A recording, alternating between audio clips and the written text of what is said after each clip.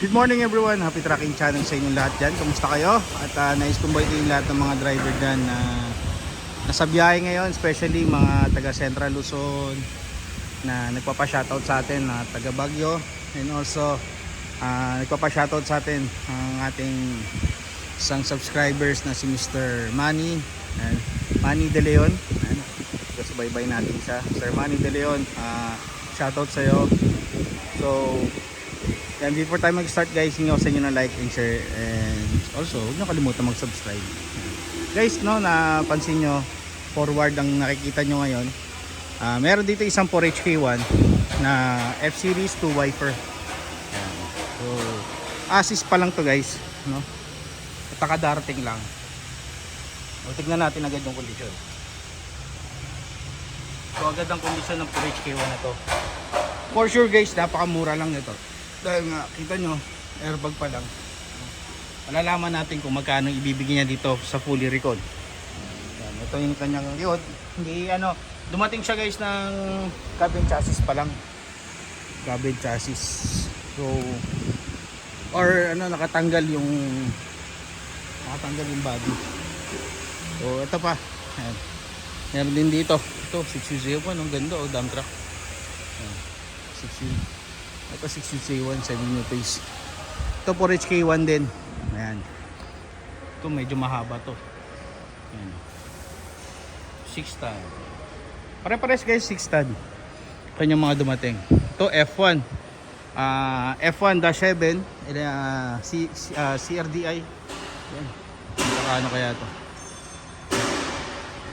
So, meron pa dito. May close ba, no? Around to guys. 6 stud around 24 feet or 22 feet. Napakahaba. Itong ganda. For JJ1 guys. Ay boss, naalala ko yung subscribers natin. Yan, mayroon ditong for JJ1 na 5 stud close band. Pero naalala ko gusto niya pala doon wing band. Oo, pero ganda rin. Ang pogi. 5 stud nga lang. So torsion spring type. Ito ba? Ito dito ay mga tapos na. Yung iba to convert pa, yung iba i-recon pa. Conversion area. So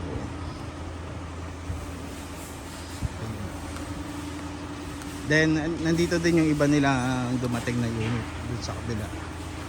So pupuntahan din natin. Meron din dito guys, napaganda 6 ton. Hindi alam ko ng unit to. Pilitin natin forward.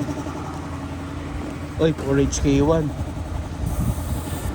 Ayun no, 4HK1 guys. Wing band 2, 4, 6, 8, 10, 12, 14, 16, 15, 20 22 feet 4HK1 6 stud.